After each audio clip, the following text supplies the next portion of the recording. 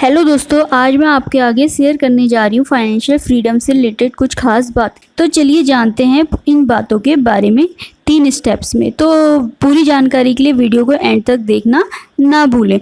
तो देखिए दोस्तों, अपनी लाइफ में फाइनेंशियली फ्री हर कोई होना चाहता है। फाइनेंशियली फ्री होने के लिए हमें 3 बातों का ध्यान रखना ज़रूरी है, 3 स्टेप्स का ख्याल रखना ज़रूरी है। पहला स्टेप है हमारा गोल सेट करना। सबसे पहले हमें अपना गोल सेट करना पड़ेगा। हमें ये डिसाइड करना पड़ेगा कि आखिर हमें फाइनेंशियली फ्री होने के लिए कितने पैसे की ज़रूरत है। ये अमाउंट इतनी होनी चाहिए जिससे हम अपनी पैसिव इनकम जनरेट कर सकें, मंथली या एनुअली। देखिए दोस्तों, कितना अच्छा हो यदि हमें काम भी ना करना पड़े और हमारे पास पैसा भी आता रहे हर महीने। इसे समझते हैं हम एक खूबसूरत एग्जाम्पल के साथ। देखिए, ग्रैंड सेबेटियर को अपनी फाइनेंशियल फ्रीडम के लिए जाना जाता है। एक समय था जब वो गरीब थे। 24 साल की उम्र में उन्हें जॉब से निकाल दिया गया था, यानी वे बेरोजगार हो गए थे। वो अपने पेरेंट्स के साथ रहने लगे थे।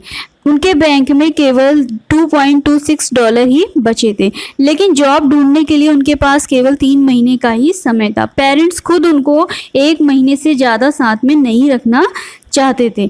जॉब अप्लाई करने के बाद भी उनको कहीं जॉब नहीं मिला। जब वो काफ़ी फ्रस्ट्रेट होकर अपने गार्डन में बैठे थे तो उन्हें अपनी बुरी कंडीशन के बारे में सोच रहे थे। उनके बैग में मुश्किल से 170 रुपये ही थे। तब उन्होंने एक गोल सेट किया। उन्होंने सोचा कि मैं इस कंडीशन में ज़्यादा समय तक नहीं रह सकता हूँ, इसलिए मुझे अपनी इस कंडीशन को दूर करने के लिए कुछ ना कुछ तो ज़रूर करना पड़ेगा। तो उन्होंने ऐसी कंडीशन में भी एक ऐसा गोल सेट किया कि वो केवल 5 साल में ही फाइनेंशियली फ्री हो जाएंगे। उन्होंने ये भी तय किया कि चाहे उन्हें किसी भी हार्ड वर्क से क्यों ना गुजरना पड़े, वे फाइनेंशियली फ्रीडम पाकर ही रहेंगे। इसके लिए उन्होंने ये भी कैलकुलेट किया कि इसके लिए उन्हें कितना पैसा कमाना पड़ेगा। तो उन्होंने कैलकुलेट किया कि इस फाइनेंशियल फ्रीडम को पाने के लिए उन्हें आखिर कितने रुपए की ज़रूरत पड़ेगी। इससे रिलेटेड फाइनेंशियल फ्रीडम पाने के लिए उन्होंने बहुत सी बुक्स पढ़ डाली। ठीक है, उन्होंने अपने गोल को भी अचीव कर लिया 5 साल के अंदर, यानी $1 मिलियन उन्होंने जमा कर लिए और $1,00,000 का अमाउंट फाइनेंशियली फ्री होने के लिए प्राप्त कर लिया, अचीव कर लिया। ठीक है, अगला स्टेप आता है हमारा save and invest. Financial freedom gain करने के लिए हमारा दूसरा स्टेप। दोस्तों, हम बात कर रहे थे आखिर हम अपनी लाइफ में फाइनेंशियल फ्रीडम कैसे गेन करें। इसके लिए मैंने आपको सबसे पहला स्टेप बताया, अपना गोल सेट करें। हमें अपना गोल सेट करना चाहिए आखिर फाइनेंशियल फ्रीडम पाने के लिए हमें कितना अमाउंट चाहिए होगा कि जिससे हम फाइनेंशियली फ्री हो सकें। ठीक है, दूसरा स्टेप आता है हमारा सेव एंड इन्वेस्ट का। तो देखिए दोस्तों, फाइनेंशियल फ्रीडम गेन करने के लिए हमारा दूसरा स्टेप है कि हमें पहले सेव करना पड़ेगा, उसके बाद हमें इन्वेस्ट करना पड़ेगा। यदि आपको पैसों को सेव और इन्वेस्ट करने की आदत नहीं होगी तो आपको पूरी लाइफ पैसों की प्रॉब्लम से जूझना पड़ेगा। सेव और इन्वेस्ट करने के लिए ज़रूरी नहीं है कि आप लोगों की सैलरी 1,00,000 रुपये पर मंथ हो। कुछ हज़ार रुपये में भी आप सही जगह इन्वेस्ट करके अच्छी खासी वेल्थ जनरेट कर सकते हैं। तो चलिए इसे एक एग्जांपल के जरिए समझते हैं। सपोज आपकी सैलरी 20 लाख रुपए पर मंथ है, या आप पढ़ रहे हैं तो आपकी सैलरी 15 से 20 हज़ार रुपये होगी। सैलरी में से आप अपने एक्सपेंसेस घटा दें तो आप 5,000 रुपये आसानी से सेव कर सकते हैं। लेकिन जैसे ही आपकी सैलरी बढ़ेगी, यानी कि आप अपने खर्चे बढ़ाने की जगह उसमें सेविंग आपको बढ़ानी होगी। सपोज आपकी मंथली सैलरी 10% से बढ़ती है तो बस आपको इन्वेस्टमेंट में ही करना है। ठीक है, चलिए इसे सपोज आपकी मंथली सैलरी बढ़ती है 10% से, जिसका बस आपको इन्वेस्टमेंट ही करना है। चलो अब मैजिक देखते हैं। हमने स्टार्ट किया था 5,000 से और हर साल इसे हम बढ़ाते गए 10% से। ऐसा हमने डिसिप्लिन के साथ 30 साल तक किया और रिटर्न मिला 15%। 30 साल के बाद जो अमाउंट बढ़ेगा वो आप लोग देख के चौंक जाएंगे। वो अमाउंट होगा हमारा 1.3 करोड़ रुपए।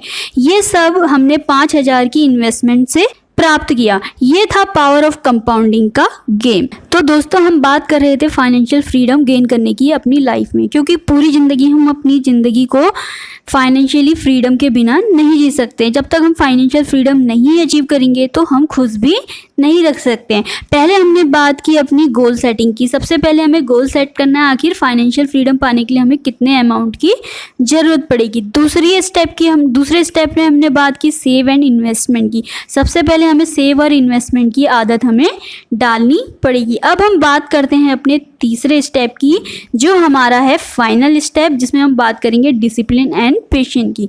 ये स्टेप हमें बताता है कि हमें लाइफ में डिसिप्लिन एंड पेशेंस के साथ इन्वेस्टमेंट करना चाहिए। ठीक है, आप लोगों के लिए ये स्टेप बहुत हेल्पफुल रहेगा। रूस की एक सर्वे के अनुसार हमें पता चलता है कि आखिर वो कौन लोग थे जो सबसे ज़्यादा रिटर्न गेन कर पाए अपनी इन्वेस्टमेंट से। ठीक है, इससे हमें रिजल्ट पता चला जो काफ़ी चौंकाने वाला था। रिजल्ट कुछ ऐसा आया, उसमें मैक्सिमम लोग जो थे वो मर चुके थे। जी हाँ, हैरान करने वाला रिजल्ट आपको ज़रूर लगेगा। रिजल्ट बताने से मेरा मतलब यह है कि जो लोग इन्वेस्ट करने के बाद लंबे समय तक, जो अपनी इन्वेस्टमेंट को लंबे समय तक होल्ड कर पाते हैं, उनकी वेल्थ ज़्यादा क्रिएट होती है। इस सर्वे से हमें सबसे ज़्यादा वेल्थ डेथ, जो लोग अपने इन्वेस्टमेंट को लंबे समय तक होल्ड करते हैं, उनकी वेल्थ ज़्यादा क्रिएट होती है। इस सर्वे में सबसे ज़्यादा वेल्थ डेड लोगों ने इसलिए गेन की क्योंकि वे लोग इन्वेस्टमेंट के बाद भूल चुके थे कि उन्होंने इन्वेस्टमेंट भी किया है, इसलिए उनकी इन्वेस्टमेंट लंबे समय बाद ग्रो हुई। टाइम के साथ उनकी इन्वेस्टमेंट कंपाउंड होती गई। बहुत से लोग सेव और इन्वेस्टमेंट तो करते हैं लेकिन पेशेंस नहीं रखते, मतलब कई महीने तक वो डिपॉजिट करने के बाद लापरवाही कर देते हैं, यानी अपने इन्वेस्टमेंट के साथ छेड़खानी कर देते हैं।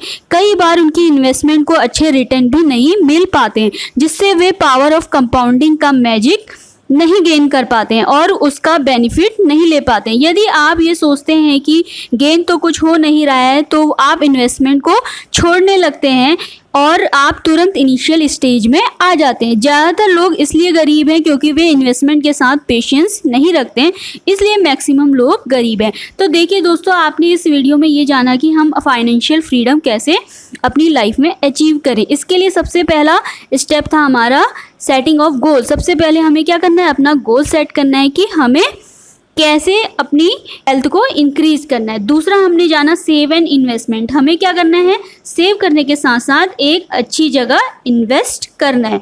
तीसरा स्टेप था हमारा पेशेंस। ठीक है, हमें पेशेंस रखना है और हमें लगातार करते जाना है इन्वेस्ट, ताकि हम पावर ऑफ कंपाउंडिंग के गेन को हासिल कर सकें। धन्यवाद।